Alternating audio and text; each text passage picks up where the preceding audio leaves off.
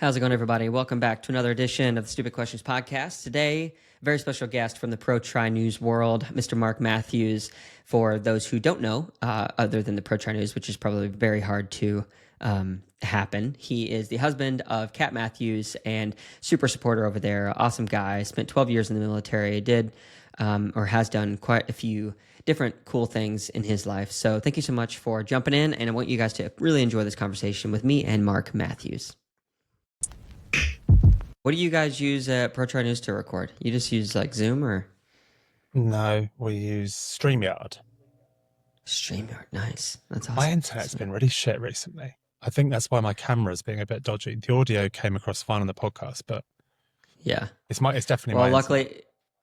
Yeah, okay. Well, no worries. If it messes up, we can always edit stuff or whatever, or like cut it and bring it back. But luckily, it records everything locally, so it's usually pretty good about putting it all together at the end. But sweet. Well, Mark, thank you so much for taking the time to jump on my humble and lowly podcast. It was couple of my buddies sent me. I guess it was like 2 or 3 episodes ago on Pro Tri News where you mentioned that you were going to be on the podcast. So thanks for the subtle mention. That was pretty cool. You're very welcome. I don't think it's lowly at all. I think it's quite good. I quite enjoy it. I've not listened to all of them. I'm actually not really a big podcast listener. I belt feed Me one either. or two, but Yeah. no, I think it's all good. And also, it's nice to support other podcasts in this sort of industry, isn't it? Yeah, for sure. No, 100%. Yeah, it's been a fun journey, and really thankful to all you guys. My next one that I'm going to try to get on, obviously, is Talbot, to have the whole rounded crew on. But yeah, you guys have been super kind to me, so thank you so much. Well, Talbot was absolutely on one on our podcast on Sunday when we recorded. So I hope he's leveled out a little bit before he comes on yours, because he was just firing shots. Really? Yeah, Talbot's either very quiet or he just has days where he's just on it. It's always funny, but he was on it. Yeah. It's high energy. Yeah, good deal. Sweet, man. Well, there's no real structure to this podcast other than the goal to just get to know you. So the first question that I would love to open up with is, from your perspective, who is Mark? Deep.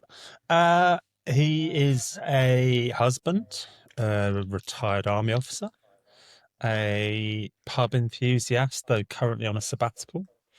He is a Englishman. I don't think I have anything in particular that I identify myself as. I think some people associate their identity to their work, or they're a father or whatever. I'm a almost 38, I must be. English guy, did 12 years in the army. I've always been involved in sport. I married someone far more talented than me. I don't do a podcast where we spout off fairly unsubstantiated opinions. That would be... I mean, ironically, that's probably where most people know me from now. But it doesn't feel like the work and effort that's gone into that versus anything else I've done in my life. That doesn't quite tie in equally. Yeah. Before the Pro Tri News gambit, what did people know you for, you think? The reels on Kat's Instagram, probably. But like, before we're talking like micro social media influencer on the most micro scale possible, people knew me as being social. I think I've always known a lot of people, maybe quite superficially, but I've always sought out social situations. So I guess people knew me as being social if I had to have something that kind of was a tagline. Yeah. Do you think you're more of a people pleaser, or like a peacemaker, or a mover and shaker? I don't think they're equal, because people pleaser is... I think we should all aspire to be a people pleaser in general, but I think the phrase is actually sort of quite subservient. It's like you're a walkover. And mover and shaker makes me think of just a real dickhead, like a real kind of self-important, because anyone that describes themselves as that. I I don't mind upsetting people, but I go out of my way to try and help people. So I actually think I probably lean towards a people pleaser more than the other end of the spectrum, which maybe that's a wishful perception of myself, and I'm not sure others would agree. But Mm, I think we should yeah, all try and please people. I don't know, unless they give you yeah, reason not to. Why wouldn't we? yeah, yeah. No, that's a good point. I've never heard it. I've never heard it tackled at that angle, so I appreciate that. Yeah, I think we should all be to a certain degree a people pleaser because I think in being kind, that typically pleases people. But if not, then they're probably not worth the effort to trying to be kind or to go out of your Oh, way to help them. So then write them yeah, off. absolutely. And a phrase I really hate is, you have to earn respect. Why? Mm, Like, why? Don't, I think we should all respect each other until you've proven you're otherwise. Like what sort of mm, world is it where you respect no one unless they've earned it? mm. I So find to that really earn weird. disrespect. And I think that you can then kind of have that on, you could do the same with kindness as well, I guess. Yeah. So how does your personality and flair compare and contrast to Cat? I'm much more decisive. Like I'll just come up with something and that's what I'm going to do, or that's what we're going to do. Whereas she's much more thoughtful and the process is much slower. Often hers would end Mm, up in a. I think there's a really cliche army phrase which is like 90% solution delivered on time is better than 100% solution late. Like her solution mm, will be good, but I'm quite rapid in how I make decisions. I let stuff go. She lingers on stuff. Like she's quite thoughtful and takes things to heart, whereas I just move on quite quickly. I yeah. think she's probably quicker to anger than I am. But I think my boiling point's much higher, whereas she can flick above and below the line. And she's Yeah. more driven than I am, quite clearly. Mm. Yeah, interesting. So going to the army for a second, you said you were, is it 12 years or 16 years? How long were you in the army? 12, just short of 12, I think. 12 years. So that's a hefty chunk. I mean, I guess a third of your life to this point are about. What kind of lessons did that experience teach you about yourself?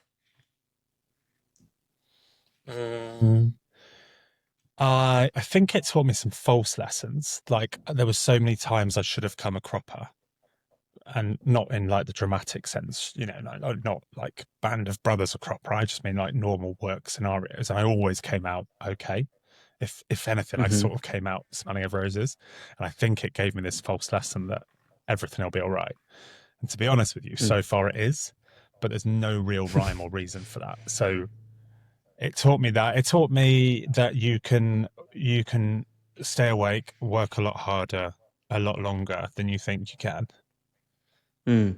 Um, because I don't think there are many other scenarios or workplaces in life that you block so much focus and work without any time off.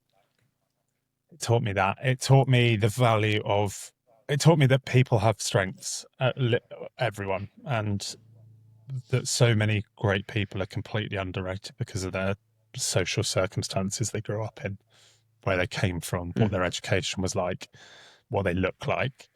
The British Army is made up of a bunch of snooty officers that sound like myself, and then a bunch of working class people, often from poor, broken families and stuff. And there is the talent divide does not fall along that line in the slightest.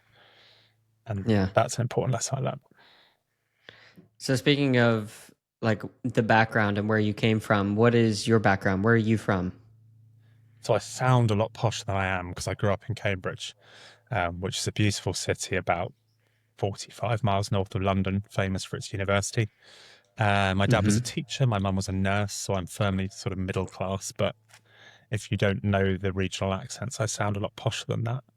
Um, and I had a great childhood. My dad was a professional rugby coach as well, so Oh, sport cool. was always a big thing in our family. So Yeah. I have, yeah, absolutely. My parents are still happily together now. They're coming out to Hamburg to watch the race, and I have, Oh, cool. like one brother who looks quite similar to me, but it's very different. He's a bit smarter and a bit more mellow. Yeah. Or is it just you and your brother, two siblings? Yeah, Yeah, about a year and a half apart.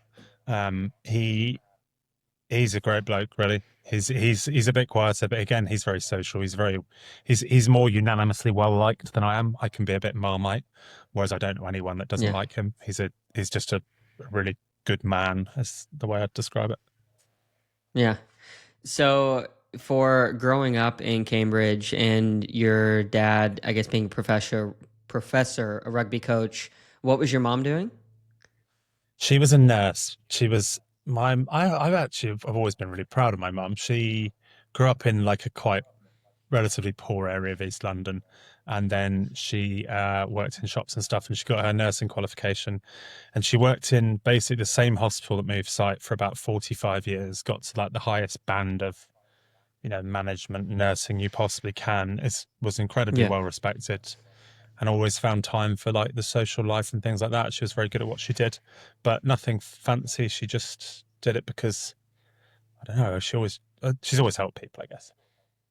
Yeah, for sure. So I can definitely see some of the overlapping character traits and values that you're just from the little bit you shared about your mom and your dad and what you take up. But from your perspective, do you think that you're more like your mom or more like your dad? Definitely my mum. My dad's I my dad's he's very social. In fact, hugely popular. I think I'm a bit more hot-headed and brash than he is, and I suppose that comes Hmm. from my mum. She's also a redhead, which probably explains that. Yeah. There seems to be some actual scientific evidence that sits behind the fact that redheads typically do have a little bit more of a temper. I don't know where the point sets for most of those people, but you do believe in that? Yeah, It's a but that thing? I would argue that that's nurture rather than nature. Like Okay. there are how many Okay. protected characteristics are there? Like seven or something. Your religion, your Hmm. race, your marital status, your that kind of thing. But ginger isn't one. All right. And if you're in the army, you can bully the fuck out of a ginger person. But I was genetically born this way. And at school, you Uh-huh. can just bully the fuck out of a ginger person. It's even quite inappropriate now to bully the fat kid. But you can't discriminate against someone for their religion. But they chose that. Mm. That was a conscious choice. Whether they were nurtured into it, they can choose to change. Being fat, same thing. I was born this way, and we get bullied as fuck as kids. So I reckon the fieriness is nurture rather than nature, and because you just learn to. I mean, I don't Yeah. actually care. It doesn't bother me now, but it's just a point I like to make. But it used to bother you. Actually, not really. Me and my brother both grew really quickly. I was 6'2" when I was. I don't think I've grown since I was Uh, 13. And I wow. didn't, So that like it wasn't a took away the particular. I bullies. didn't. Yeah, I guess it bullied me when it came from people that. It bothered me when it came from Cared about. people that just had no right to think they had the right to say it. But amongst friends and stuff, Mm. I've always enjoyed it. Yeah. Yeah, it's interesting. What do you think it is? Because I'm just curious about this. Because so I was short, or I am short. I'm 5 foot 5.5 inches. In high school, I doubt I broke 5 inches. I hit my growth spurt pretty late, and even into college, like when I was 20, Yeah. 21. So I experienced a little bit of like the being picked on and whatnot. And ultimately, I think coming on the other side of it, like similar to you, it made me a better person. And I think that I enjoyed some of that. I think it's helped build me to who I am. But what is it about the ginger thing that you think people want to pick on? It's just old because it's a minority. It's like any minority. 'Cause you're different. Yeah, and it's Yeah. getting less and less and less. It's being bred out, basically. We are dying off. Yeah. I honestly just think it's a minority. Like Yeah. anything. Once you're a bit different, the kids are horrible. Right? And the army, Yeah. it's been a thing forever. I think in England, it's like the Scots were ginger and like, I don't know. Mhm. But I think it's just a minority. And the problem, I Yeah. mean, there's no problem with it. Like, I don't know, do ginger women have it worst? Probably not, no. Yeah. Most ginger women are Interesting. really Well, attractive. They seem to be, there's no middle ground. I don't know if you've never noticed that. yeah. Ginger women are either are really unattractive Beautiful or or just like incredibly, really. incredibly hot. There's no middle ground. That's the theory, and it's not So true, fun. of course, but fine. Yeah. I'm sure there's a Venn I, diagram. There may be a few people that. Yeah. Yeah, I don't know. It made me a better person. I Yeah. don't think any bout of bullying makes anyone. It's like saying you'll come back stronger when you've had an injury. Well, you probably won't, Mm. but it's just quite a nice phrase to cling on to. Like we like to kid ourselves that bad experiences make us better. They probably don't.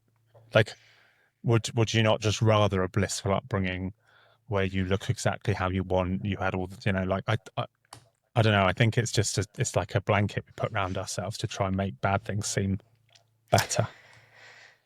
I don't know. I would push back against that. I mean, so in certain situations, yeah, like if you break your pelvis in half, if you want to be really physical with it, I don't think you're coming back from that and being the same human being that you were before. But going through like tough situations, for example, I don't know what kind of boot camp situation you went through, but the reason they send you through that, I would imagine, is for strength and conditioning, but to basically increase your level, your tolerance level of stress so that you can come to that situation in the future True. and move forward better.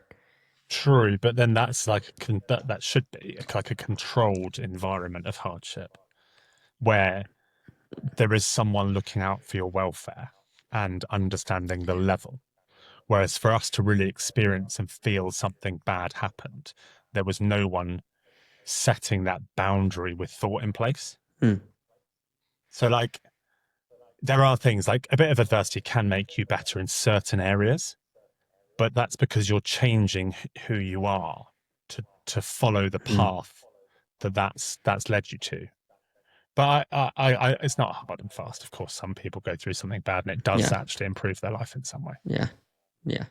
No, yeah, for sure. Yeah, it is. It isn't hard and fast. I think it's really hard. The older I get, the more I realize that it's so hard to pinpoint just a north and south or black and white situation. Everything seems to be so incredibly gray because I've looked at how I was brought up, and there was a fair amount of hardship.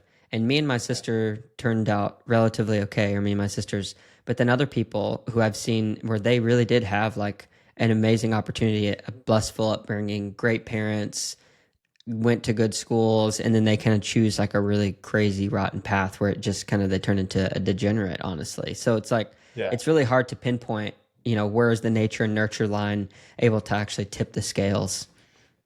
Yeah, and actually like something that triggers someone into following a path might do absolutely nothing for someone else. And Yeah. there's so many elements that've gone into that point that make one person follow one path and one follow the other. The nature nurture debate Yeah. will rage on forever, right? Yeah, it will. So for you growing up, like obviously you did the army for a while. I'm assuming that was probably pretty close to after your secondary education or like high school No, I finished experience. college, so I went through university and Okay. then I Okay. joined the army pretty much straight after that. Okay. Why did you decide to join? I'd always flitted with the idea, and then honestly, I'd done a bit of sport and stuff, triathlon and things like that. But then it was basically like a now or never. Like I kind of always said I wanted to do it, and then you're best to do it when you're younger. And I've always figured I could just give it a whirl and do something else. I honestly don't know why I joined. I didn't really want to go and work in an office and do a normal job. And I Yeah. hadn't come up with anything else I actually wanted to do, but I knew I did quite want to try this. So why not do it? And I was never really money. I was never really bothered by money. So that makes it a much easier decision. If you're really bothered by money, Yeah. don't join the military. Yeah. Well, I mean, you went on for 12 years. I'm assuming that I loved there's it. like contracted dates. Yeah. So you did it for multiple No, so I got years. through. You have like a minimum service return or something, like a year and then 3 years. And once I went through that, I got put on basically a permanent contract where I could just keep going until I'm retirement age. And they dish those out based on sort of ability or reporting or reviews. And if you get one, they obviously want to keep you. And then I could just leave after I think actually after 4 years I could have left whenever I wanted with a year's notice. And I only left to support Cat full time. I wouldn't have left otherwise. Oh, really? You would have been a career long army individual? It's the only thing I've ever actually been any good at. Um, Really? yeah, I think yeah, I think so. Um, it's just really easy. Um, Yeah, I think I'd have carried on. I'd always said I would leave when I stopped being good at it, when I stopped enjoying it, and when it didn't work for the lifestyle that I wanted to lead. And the problem Hmm. was that I wanted to support Cat a lot, so I would have had to take easier jobs in the army. And those easier jobs would have taken me off the flight path to being considered really good at it. So there was like this, Hmm. it hit one of the three boxes that I'd always said I'll leave when one of those isn't working. So I left. Yeah. What were you doing? Like what was your specific skill set that you felt like, oh, this is what I'm good at and I'm able to continue to excel and grow in this? I I think I'm good at dealing with situations where the crocodile's really close to the boat, and I'm bad at situations where if someone gave me like a long-term project, I would be really tragically bad at it. But I'm good at things like solving problems and issues like that. And I think I'm good at relating to people. So when people work for you, which is obviously quite important in the army, I could relate to them quite easily. And I think I was Yeah. relatively approachable. I don't know. I think lots of people Yeah. have all these skill sets. It's just the one thing that I quite enjoyed. Yeah. What was your job though? Like were you So you move did you you have a you kind of specific move jobs every 2 years in the army.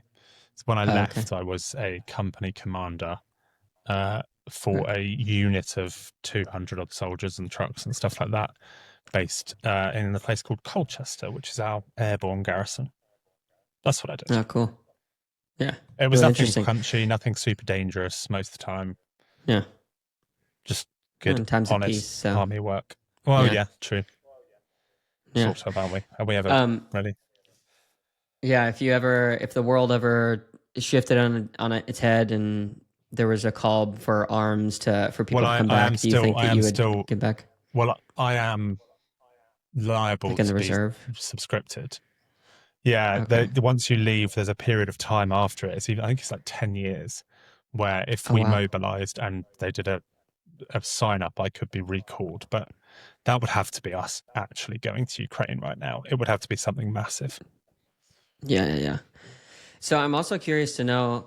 So I almost joined the Marines several times, just because for me, I really wanted to find a sense of purpose. I wanted to do something hard that I felt like not many other people could do. You know, it's this whole self-searching of, you know, who am I? What do I want to do? Type of a thing. Um, but one thing that I do know is from those types of experiences, it brings together just a large swath of people from different cultures, backgrounds, Yeah, worldviews, religions, you know, yeah. any and every shape and color. For you, how did that affect the way that your lens for the world adapted, especially as you came out after 12 years? Because obviously you met lots of different type of people. Did it change the way that you kind of process the world? I don't think I ever lived a very sheltered, like quite privileged, but I had friends of different faiths, different ethnicities. I worked, I went to university with them. Um, did it change me in that respect at all, like the way I view people? I think it made me appreciate competency more Mm, as a character, as a generic character trait than sort of anything else. If it wasn't like a friendship, it made me appreciate competency over anything else. Everything else is irrelevant in the military. If you're competent, it does nothing else matters. And I think it made me realize that that is actually all we should look for in pretty much competency. anything you do. If competency in whatever skill set you're looking for, like if you're going to get your driveway paved, the only thing that matters is the guy's competent to do the job well. Is he a Polish guy that works on his own in a van, or is he a big British firm with loads of backing and money behind them? Well, if they both do the job really well, then you fall back to price and things like that. Competency, I think, is the thing I took away as being the most important factor in a person. Mm, that's interesting. I've learned that a little bit more. Yeah, especially as I've gotten involved just in leadership and small businesses and stuff. Because people who I thought, oh, they might be really good at this, and then you get to know them, and you're like, oh man, they have to be kind of handheld through every situation, or to sit down and Yeah, kind of critically think through some of the small things that you think like, well, should be so easy to kind of figure out if you take 5 minutes to think about it. So, yeah, maybe that's how Maybe that'll shift the way that I hire and fire people in the future. Hopefully, just Well, it should hire. be like it should be the only way, right? Like, as Yeah, long as you're not rash about it and they make one mistake and you get rid of them. But I don't yeah. care if someone's got so load of bravado or their philosophical beliefs in line directly with mine. If we're trying to achieve a task together, I would much rather someone that disagreed with me on the principles of politics, but was really good at what Mm-hmm. we were trying to do together, than someone that Mm, we wanted to talk about, we agree with the same politics, but he was shit at what he's doing. You, mm. you want the guy that's good at what they're doing. Everything else is just noise. Yeah, As long yeah, as for they're not, sure. a degenerate pervert and they're doing crime on the side, or you know what I mean. Like they're a limit. For sure. Yeah, yeah, yeah. Yeah, yeah, yeah. You got to be a decent human being. You Well, don't have to yes, have yeah, all of the same views and share all of the. Yeah, you can have commonalities in being competent and being a yeah, decent person. So you said that you are taking a sabbatical away from the pub here recently. Few yeah. questions around that. First question: why? It was probably dependent. Not the pub. I'll go to the pub and drink non-alc. I won't do that because there's a guy so we moved here a couple of years ago, and I went to the local pub and met friends there, and we have lots of friends in the village, and we go every Wednesday. There's a group of us, and then we'll go other times. And it's not about the drinking necessarily; it's about the social interaction. And for some of Community. those guys, yeah, well, for some of them, they have no one else. They are widowed Mm. or widowers. They are, like they just live on their own. So it's a social interaction. And one of them almost died when we got here from essentially acute liver failure, massive alcoholic, like horrendous. He was definitely going to die, and somehow he pulled through. Wow. And he comes to the pub and drinks Diet Coke now, having been a hardcore alcoholic for 20 years. And I don't Mm. know how he has the willpower to do that. So I won't now not go because I'm taking a break off drinking, because if he can do it, I should definitely be able to do that. But the reason I've just taken a little break is like a check. How hard is it? I don't want to stop Mm. drinking altogether for the rest of my life. I like a beer, but I just want to Yeah. check, is it a problem? Mm. How long has your sabbatical been? Oh, like a week. Like it basically, yeah, when we got back from Texas. So yeah, I mean, I Yeah. rode pretty well today, surprisingly. So it could have something to do with that. Yeah. I'm sure it probably does. What do you like after a week? Have you had moments where you're like, oh, I want to go do this? Or when you go to Last hang out night with the was the friends, first has it time I been was, difficult? oh, no, no, no, no. Like, I won't change anything I do socially. I'm not interested in that. Yeah. But I mean, like Like, I when you don't, go, is it hard to like not want to go and get the drink? not yet. No. And actually, I don't ever really have a problem out and about. It's more like boredom. Like last night, yeah, I definitely was like, I could really, really, really do with a bit, which is a good sign that it's probably the right thing to take a bit of a break. Mm, If yeah. it's What, hard what, pr- not to do it, you definitely probably have some sort of dependency, right? yeah, for sure. What led you to, was it the point of your friend almost dying from the liver issue that Oh my God, that was planted years that ago. seed? Yeah. That So was no, no, what no. caused this sabbatical now? What made you like be like, maybe I should figure this out, see if there is I a think problem? I think I got a bit pissed up on our live podcast. I'd had too many, and that gave me like we'll call it the beer fear. The next day, I was like, oh, what did I say? Like that was a bit far. Yeah. Like I was 9 pints deep or something. I was like, oh God, what did I say? And then I started to count, maybe more to be honest. And then I started to count like when was the last day I hadn't drank. And I'm not talking like a bottle of vodka. I mean 2 beers. Just something. And Yeah. it was weeks. And I was like, it's not great. So that I think it was actually just the beer fear really that did it. Hmm. So, if I may continue to pry on this subject a little bit further, because it's fascinating to me, what is it about alcohol that calls to you, or like what does it give you that you feel like is the good trade off? Because you go to it obviously not just for the taste, I would imagine. What is it that it brings you, and like, yeah, Uh, it's a social lubricant. makes it Like, easier? but just it makes it easier for everyone. Everyone's enjoyment of being together goes up, Hmm. I would say.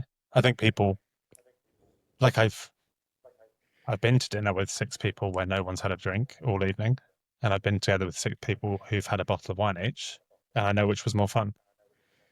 Yeah. But that's the problem. That's why it exists in society for forever. I mean, it's why it's the Yeah. only legalized vice still, pretty much, as people cancel out everything else. It would be so Yeah. unpalatable if you actually want, if government actually wanted to take care of the health of its population, cannabis would be legal, alcohol would be illegal. But Yeah. that's just not going to happen, right? For good, Yeah. like for At least reason. not for a while. And I like the taste. It is a taste thing for me as well, for sure. But you probably like the Yeah. taste because you associate it with the buzz, etc., etc. Sure, sure, sure. Do you think that you could train a group of people to come to a social situation with the same level of just like guard down, stress gone that you would have if you had a bottle of wine around? Yeah, but training people to do that sounds hard work when you could just have a bottle of wine. It's a lot easier. You just have the key there. Yeah. Yeah, I don't. I have no judgment for those that don't drink, and I'm not saying that alcohol is necessary to have a good time. Certainly not. Um, Yeah. I think it's like any life choice. You know, can you train someone to be moralistically good without giving them a list of laws or like I don't know. There's lots of examples of things that people are dependent on in life for happiness that they can Mm, they can achieve the same without it. You know, I would say the same for mm, religion. Like you can be a decent, hardworking, honest, good to your neighbor, kind sure. person without religion.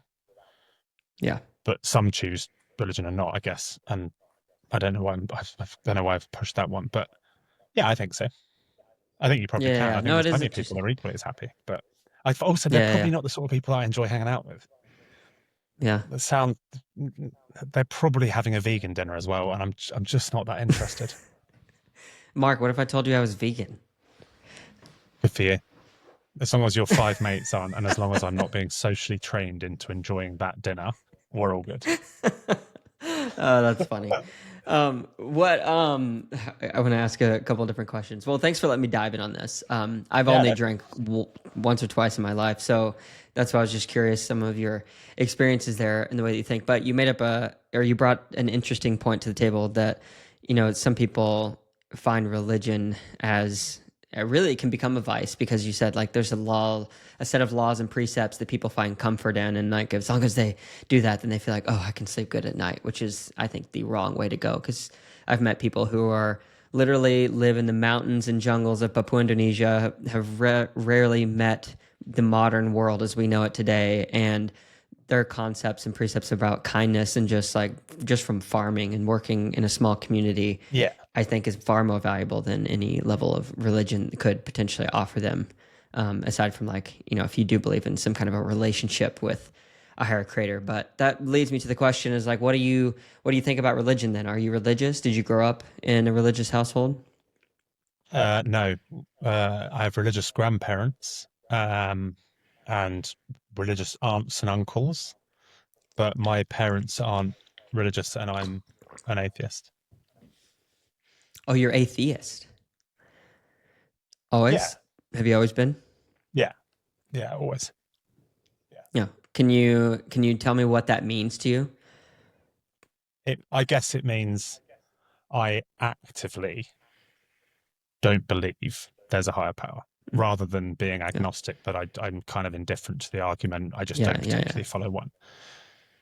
I actively don't believe there is, and I guess I would narrow it down to like I actively don't believe there is a higher power that is any particular religion, especially. That Mhm. notion to me seems crazy that someone's got Yeah. the right one, but 1,500 Yeah. people religions have got the wrong one. So no, yeah, Yeah. that's me. Yeah. For that, just I mean, lack of I don't know how you would say. I guess it's not really a belief system, but it's a frame of mind that you find yourself in. Do you think that it's more difficult to be atheist or agnostic? I think it's more difficult to say you're an atheist because you you naturally offend an awful lot of people because you're basically saying I believe that what you believe is nonsense, whereas an agnostic Mm. person is saying I don't really know. you know, that's my Yeah. understanding of the two terms. I've never, I say the term atheist because people understand what it means. I just guess I don't really put enough time into bracketing myself exactly because it's kind of irrelevant to me, the exact Yeah. definition of what I am. But yeah, I think it's harder Yeah. to be an atheist than it is to be agnostic, but only because you are verbalizing and committing to your lack of belief. Yeah. Is Kat on the same page as you? I won't speak for Kat on it. Yeah. We'll have to have It's her not my on. place to. Yeah. Yeah. Yeah.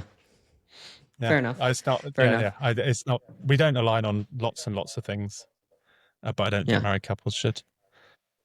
Yeah. You think that they should be less aligned than more aligned if you were to like put it on a scale? No, no. There You should be a should be tip. aligned on the important things in life and what you both want and what wanting each other to be happy. But agreeing Yeah. on everything in life is, again, it just Boring. sounds tragically boring. Yeah, boring. Thank you. Yeah. Boring. Yeah. It is boring. Yeah. Having the colors of different belief systems act and yeah, the things that you want for sure. Me and my wife are very passionate. We're both firstborn, so I totally understand the contrast there. But I want to shift gears a little bit because you mentioned, you several times in our conversation, you said I wanted to really support Kat, and you wanted to do that, and that's why you left the army. Yeah. So I guess first question, was it at all difficult to leave the army because you knew you were going to be leaving something that you were quote unquote competent or good at to go and support her? And what eventually led to that straw that broke the camel's back to say like, yeah, like I'm going to go and 100% put my wind behind her sails? It wasn't difficult to leave because like I think I said earlier, once I make a decision, I make a really quick decision and then just totally convince myself that it's absolutely the right thing and we'll just go and do it. So that was relatively Yeah. easy. The thing that broke the camel's back, the idea that I was really enjoying going to her races and supporting her, but at the same time, it was sometimes difficult and that I missed things. Um, and then I think she won some race, and I was like, I'm leaving. Like, I think, let's be honest, it also has to be financially viable, and it got to the Sure. point where it was very financially viable. So that's almost like a threshold. We crossed that threshold. It would be financially viable for me to leave. And then it's like, is there benefit? And I think we were living up here and I was commuting, or maybe I'd already planned to leave. Kat's just walked in and shaking her head. No, we weren't living here when I decided to leave. Um, Love it. I honestly, I haven't got a good answer when exactly, or was it hard? No, it wasn't hard. Do I miss it? Yes. I miss elements Hmm. massively. I think if I was working in a city job in London and I decided to leave the army, I'd be fucking miserable. But as it is, I travel Yeah. the world with my wife and we do some sport and I do a podcast. Let's not pretend I've got a Yeah. hard straw here, shall Yeah. Yeah. You don't live the worst life ever. we? She's texting me now for some reason. Oh, Oh, nice. What she said. it was the after party at sub 8 was when I first floated the idea that I was going to leave. Oh, yeah. I remember That's that. I correct. remember Yeah, that. that's correct. I was like, oh, sod it, I'm out. This is too much fun. And then Yeah. I didn't I sign think, off for a few months, and then a year went by, and yeah, then I was finally out. you pushed it off. Yeah. It's funny you mentioned that. I think that's the first time I actually ever heard really like of Cat was the sub 7, sub-hour or sub 8 projects that were going on. Yeah. That's crazy how long ago that's been now. What is that? 3 years? 4 years? Well, it was St. George was the world champs then. So was that 22? I Must have think been 22. 21 or 22. Yeah. Okay. 22. Yeah. Well, Yeah. 3 years ago. Wow. Do you, Flies by. yeah, it does fly by. So obviously, Kat's career won't last forever. I mean, it's just part of No. the sport. It goes to a point where Yeah. it ends, and there's still a couple lifetimes to be lived. So you'll have the opportunity, it sounds like, to probably go and do something else again. Do you think you'll return to the army, or do you think that you want to kind No, of keep I'll your never main go back to the focus in the army. sport? Okay. I'll never go back because you're kind of on a flight path if you're doing well. And once you come off of it for a Yeah. period of time, you're not on a flight path. So I would then be going essentially back in to do a middle management office job. And if I'm going to go and do a Yeah. middle management office job, I would like to get paid well for it because it's Yeah. boring either way. So you may as well get paid. So no, I won't rejoin the Yeah. army. The ideal scenario is Kat wins maybe 3 or 4 world championships, picks up loads of cash, and we never have to work again. But Yeah.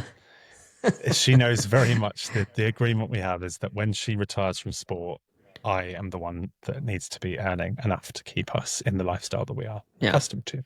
Yeah. Yeah. Become the breadwinner.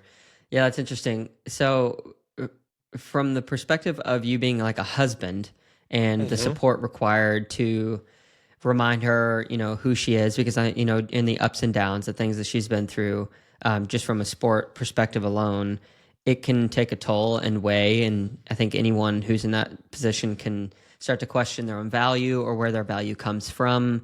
So, from your perspective as a husband who is a supporter in everything that she does, are there times, or how do you go about helping to support her through those tough times? I guess is what I'm asking, when she starts to I waver think on, you summed it up better than I ever have with the phrase "remind her who she is."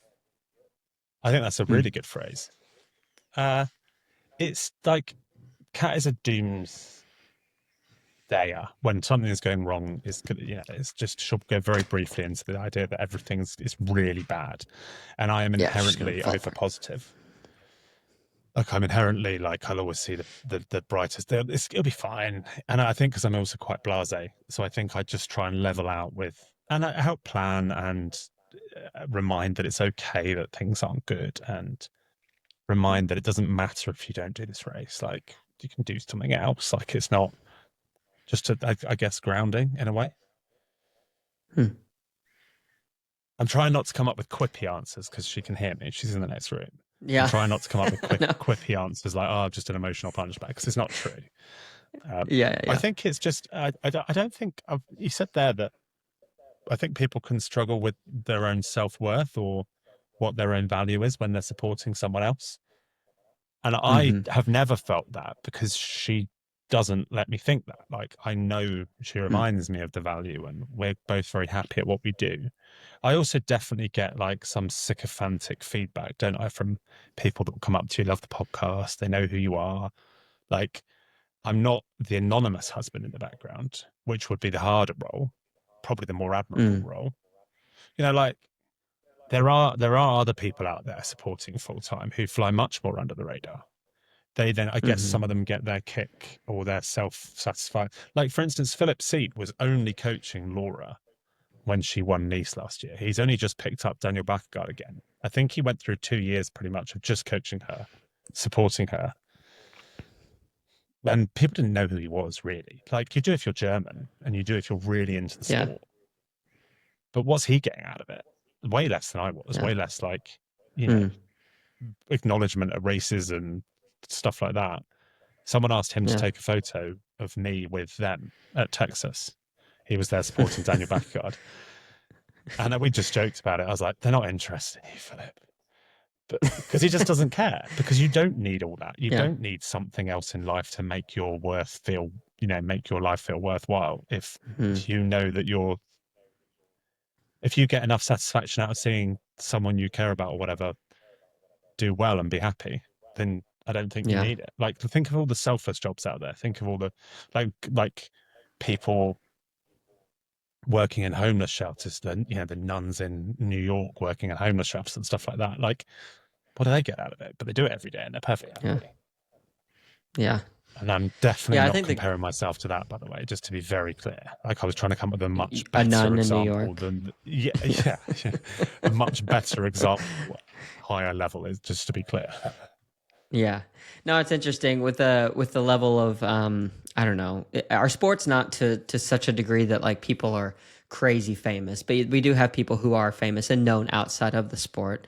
And obviously Yeah. pro training is growing, and whatever. As the sport continues to grow, people will experience this at different levels, but I always find it interesting because some people really do want to be quote unquote famous, and then when they become quote unquote famous, they're kind of kicking themselves in the foot because they realize like, oh, this isn't what I thought it was. Like there's the short-term gratification of, well, people know my name, but they know you for one very specific thing. And so it's like, if you're not careful and your identity becomes attached to that, the 99% of who you are that sits behind whatever that singular thing is kind of gets unrecognized. And that can be hard for certain people. But I think the most like successful powerhouses, healthy individuals are those who don't have that recognition really, or if they do, like they just don't care. Like they don't read the comments and stuff like that because they're pretty self um, satisfied in knowing, you know, who they are and why they are who they are, which I think is The great example of it's that a would be hard Alistair lesson. Brownlee. Alistair Mm, Brownlee has no interest in being famous at all. Yeah, he's probably the most famous triathlete, partly because of yeah, that video of him carrying his unconscious brother across the line. Well, that transcended the yeah, sport. You know, that's been viewed hundreds of millions of times. It was bought and it was used on yeah, adverts and stuff like that. Plus, he won 2 gold medals. Plus, you know, became a household name here. He has zero yeah, interest in being famous, almost disdains it because his yeah, satisfaction came from following pursuit and excellence and stuff. And that led him to, you know, be the greatest short course athlete ever. yeah. Um, so yeah, I think there's plenty of successful people that have no interest in. I don't think. Do you know what? Are there any triathletes that do it to be famous? Because you pick the wrong sport. Yeah. Play golf. Yeah, You it's know, like drive yeah, a Formula One car, play soccer. You know, if you want to be famous, this yeah, isn't the sport for it. I think it's full of people that want to win yeah, races and push themselves and have drive and stuff like that. yeah. Have you, as you have gained notoriety just through Pro Tri News, obviously, you know, your relationship with Kat, I guess, helps elevate that maybe even a little bit further. Yeah. What has that been like for you? Like, have you gotten to the point where you dislike or like when people come up to you? Oh, Mark, I listen to you. I love this, love that. You know, people kind of blowing wind up your skirt. We're definitely talking about like notoriety on a very small scale here, but I guess more so than some other people involved in the sport. I have Sure. stopped reading comments and stuff. I've got bored of it. I don't care. I don't go on slow Twitch. I've become much more comfortable with the haters.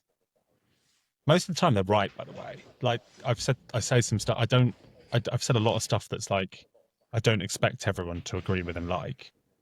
And I've Mm-hmm. kind of become really comfortable with the notion that that's okay.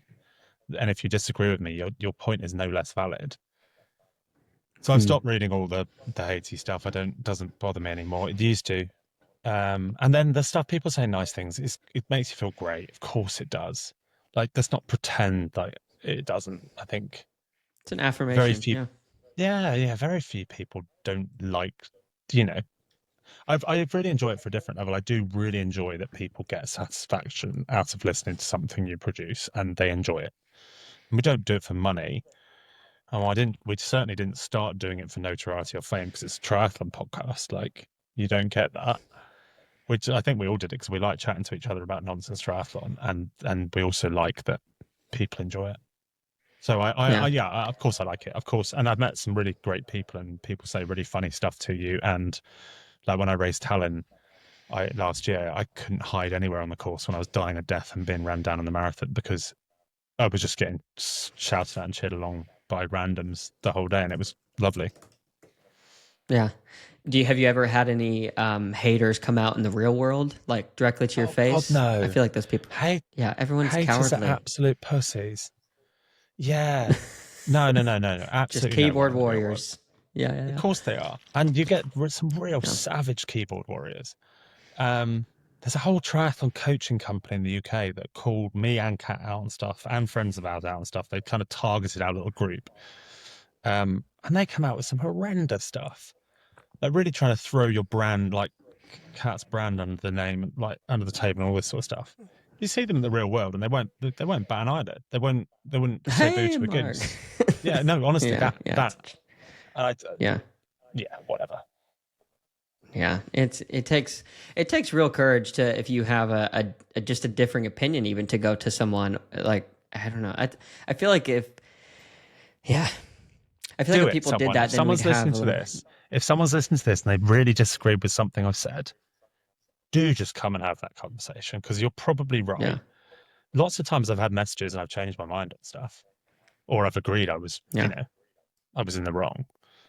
But Not yeah, too I'd love posh. someone to actually do it. But then would I do it? Yeah. Probably not, Would you? because we just like to avoid. But what I don't really do is keyboard warriors. I was wondering if I've ever really said something bad specifically about a person on the podcast. I don't think Mm, so. It's more like, yeah. said they were shit at this or whatever. It's never a person. Mm-hmm. Yeah. I guess actually, yeah, I called the head referee out from Ironman pretty heavily. Uh-oh. And then I did have a conversation with him in person about it. It was great, and I learned something. But I don't think I would seek out someone either that I've bashed online, because you just don't need that time, right? Yeah, yeah. So tell me a little bit about your personal journey with triathlon then. Like you, from a point of view racing, what's that like? How's that going? I don't race anymore. I used to race a lot as a kid. I got into triathlon Yeah. really young, and then I did it till I was like, I don't know, 21 or something. And then I joined the army, and I did it a little bit in the army. Then I did loads of cross country skiing, stopped triathlon for a few years. Then I got back into it. I met Kat through triathlon in the army. I was never very serious. I never really like had a coach or did anything particularly structured. I just always did it. And then I have raced on and off over the extent of mine and Kat's relationship. The last time we raced head to head, I comfortably beat her. So that's not something I need to prove. Um, and then, I don't know. She's getting better and better, so which is why you we'll might have never to race pull it head to back head out. ever again. Like, Yeah. let's not pretend nowadays it's not a fair fight. I just got battled on the bike 3 hours. Yeah. Yeah, I enjoy it, and I try to race one a year because it makes me a better person when I am actually training Mm. for something. But I put it off for a long, long time. I'm very, very good at getting pretty fit in like 8 weeks. What I'm bad at is any discipline structure, because it's a protection method as well, right? If you Mm. don't really commit to something early, you can always fall back on, oh, I only did 8 weeks training. Whereas if you really put your neck out, and the problem as well is And go because I for it. do, like we said, there's a lot of people that know who I am. If I really put my neck out there and then failed, I'm probably not prepared to do that. Mm. Because you're afraid. Because of what? You're a coward. Yeah, probably. But also, I lack a bit of discipline in general. I just don't. I like triathlon to be fun. It's not my Yeah. only Mm. source of enjoyment. Yeah, yeah. Well, you said it makes you a better person. What makes you a better person about training, even if it's for 8 weeks? Aside Routine. from obviously physical. Yeah. Okay. Yeah, like routine, like not going out as much. Like, I probably am actually a little bit happier when I'm training, but that's just because I sort of firmly believe that sport is the best cure for depression, let alone just Mm. daily happiness, right? It can cure people from really dark holes. So if you're already quite happy, the only thing it's going to do is make you a little bit happier. You just get But massive endorphin happier. drops. You feel good about yourself. That's why people do Yeah. sport, I believe. Yeah, for sure. Usually with endurance sport, it seems like the most people are running from something when they first start some of these crazy long like Ironmans or 100-mile race or whatever it is. Usually there's something that they're running from, and then if you stick with it long enough, you start to realize like, oh, like I don't need to be running from this. I'm running to something now, and it becomes another layer of like added discipline and physical Yeah, fitness and I think that's true mental in general. acuity, I think. Yeah, yeah, yeah. Yeah, Yeah. I think that's probably true in general. I didn't really start out like that. I was racing short stuff as a kid for the fun and the competition, and then you just naturally go longer. I didn't. Yeah. I don't think I was running from anything to do triathlon. I really enjoy it. I think it's a complex, long sport that takes a lot of thought as well as effort. Mm. Speaking of a lot of thought, what is taking up the most mental bandwidth for you right now, you think? What is taking up the most mental bandwidth for me right now? Um, Probably the fact I can't come up with something shows I need to find something to take up more mental bandwidth. It's Uh, time to get uncomfortable. Kat just said Talbot's Talbot's politics. politics. Yeah, I mean, Tell me about it. oh no, no, no. Now we don't, but we not in a bad way. We had this group where me, Kyle, and Talbot would talk every day about politics, and they would tell me what they were thinking, and I would then argue with them, and I would do a good hour and a half, 2 hours a day, debating with them Wow. about it, and I learned a lot because it's quite hard to argue with someone that lives on ChatGPT, because they come up with very fast and structured answers, and he's often Yeah, right on yeah. just on some things. But yeah, I got into American politics in quite a big way for no particular reason. I get into niches. I find stuff that I end up just reading endlessly about. I read a lot in general, and then I put a lot of thought into like small things like Cat's tech and equipment, or the race is going to look like here, and end up reading every athlete's like how well they swam in previous races and all that sort of shit. So I put a Mm, disproportionate amount of time into that as well. Um, but yeah, nothing really dominates my mental bandwidth. mm. Either I don't have a Well, lot of then mental bandwidth, or I don't do anything very complicated. It's one of those two things. that could be it. Well, since it seems like Kat's in the room, I'm going to ask you a question and kind Mhm. of in front of her. Then that She should can't be hear you. fun. That's okay. But I want to ask you, why did you marry Kat? Oh, I did it for the money. The easy life. I wanted to leave the army. I saw her as a golden goose. And we got married within 2 years of being together, I think. Life was just Pretty good. quick. Simple, happy, easy to get along. We enjoyed the same things. We don't argue. We had the same goals. And I was just happier and a better person. I was less like explosive and like in a bad way. Um, Hmm. I liked myself more, and yeah, When you were it around her. it it just was obvious. It was like I don't know how people answer that question. Like they always come up with like a cheesy example, and I actually think you just kind of know that you don't really want anything to change. Mm, So commit. yeah. How long have you been Shit married then? answer, but That's not. It's not bad. 6 years.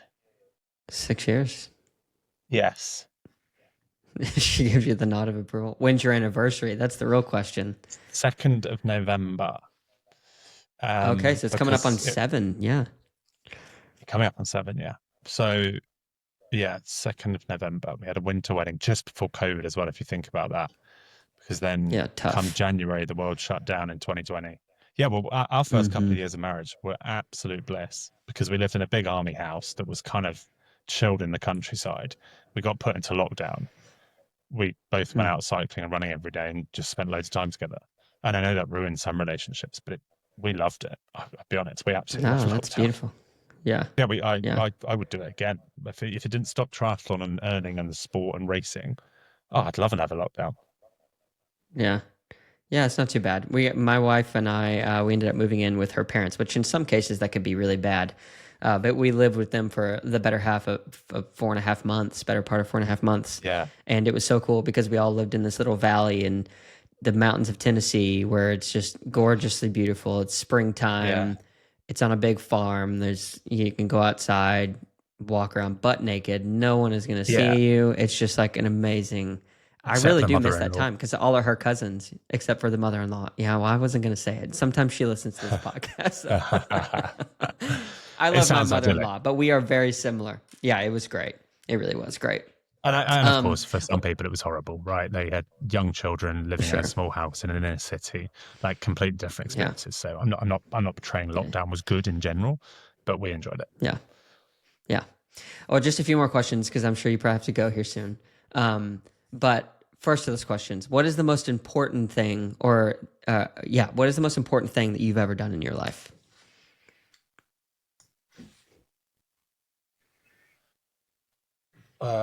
Um,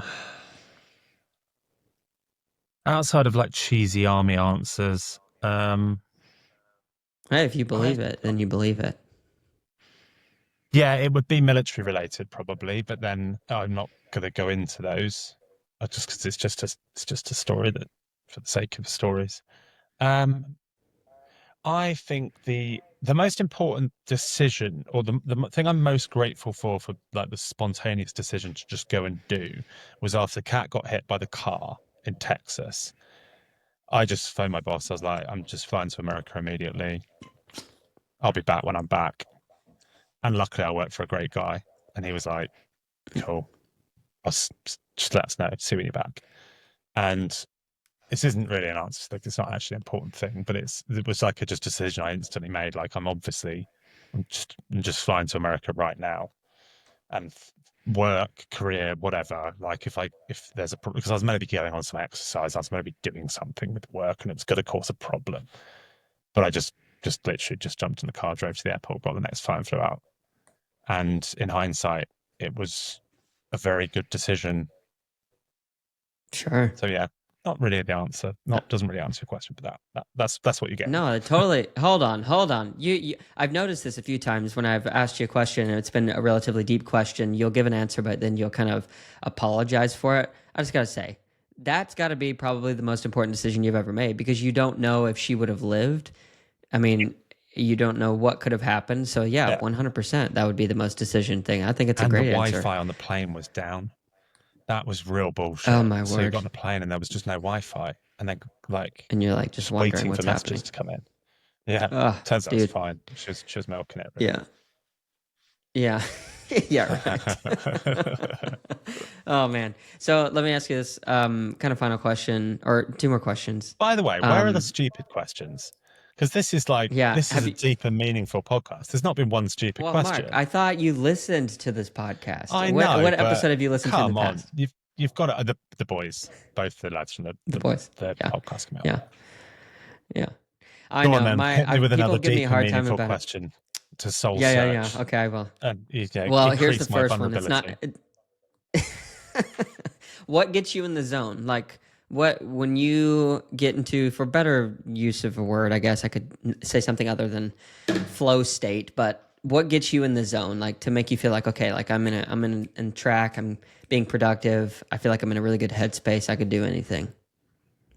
Oh yeah, that's good. Um, Gets me in the zone. I I think a problem early on. I think if I set about doing something and something goes a bit wrong, I am then way more in the zone and effective because I'm almost annoyed and I like to solve a problem or overcome something quite quickly.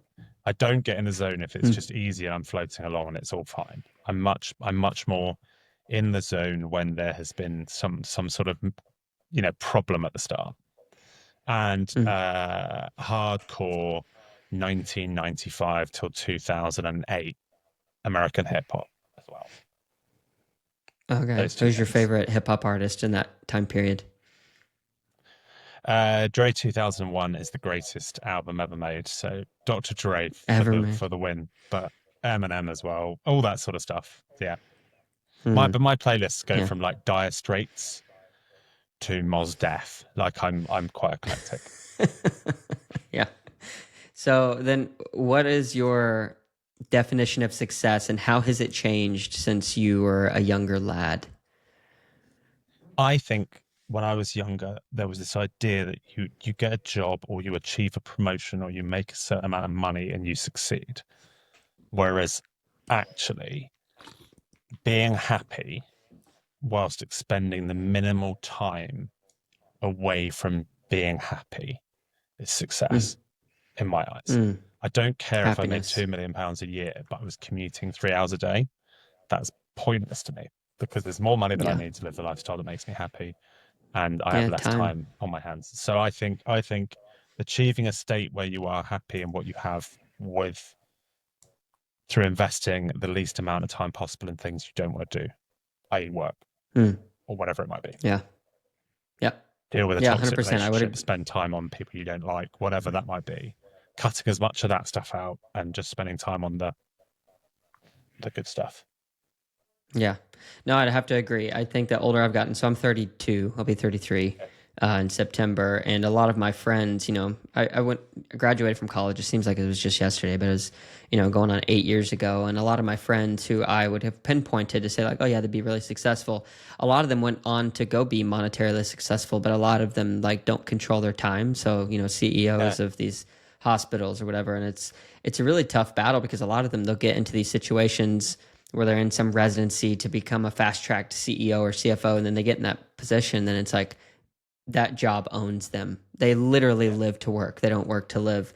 yeah, And yeah, I would much rather, similar to you, make much less money, but have control of my time and be able to dictate how I spend those yeah. moments I, of I'm time I'm that with you. bring true happiness. Yeah. I'm totally with you. I do think that's a changing trend in the world as well. I think more and more, but you have to get to a certain level of comfort, right? Yeah. Because there Yeah. is no one's happy whilst they are trying to put food on their family's table and they're struggling Oh, to do that. 100%. Yeah. Or, like there is a certain level of comfort. So I'm not saying Yeah. money isn't vitally important, but Yeah. lots of my friends do extremely well, and well, they're working themselves into the ground for it, and I don't really understand. Yeah.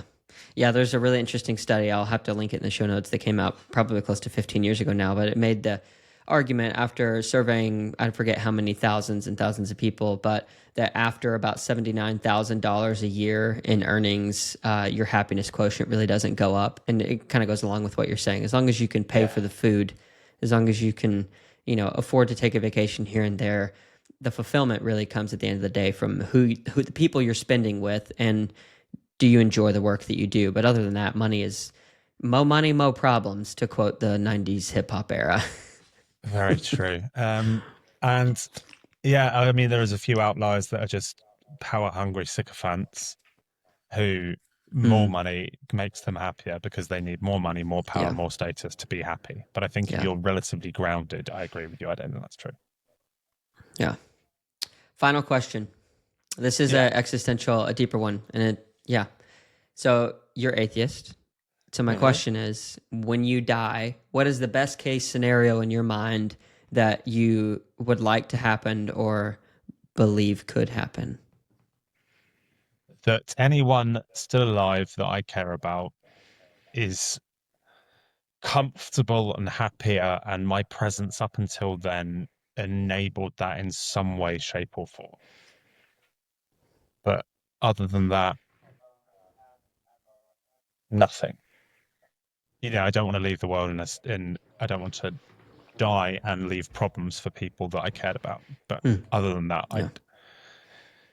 I don't believe there is anything after this wonderful, beautiful, colourful life. And I don't doesn't Hmm. make me enjoy it any less, probably makes me enjoy it a little bit more. A little bit more. I know I said that was my last question, but I have a follow question and then I'll let you go. Go on. Is there anything that could happen, any experience you could have that would make you question your current status of non belief? Uh, yeah, like a creator comes down to earth, stands in front of us, shows us that there is a higher being by performing endless miracles publicly, recorded, seen in person, I would, of course, change my mind because evidence would have provided me with an answer. But without Mm, any evidence, any bad luck or good luck is just that in life. Any occurrence is always explainable or is just a phenomenon to me of a natural environment that is deeply complex. But so yeah, I would change hmm. my mind, Yeah. but there would have to be some sort of proof, right? So let me ask you this question. I'm just really Hmm. enjoying this, by the way. So, Go on. I'm so, guessing so you're religious. I'm guessing you're a Christian. how did you know? No. Well, because you live in a ranch in I Tennessee live in and the you're Bible. American. Yeah.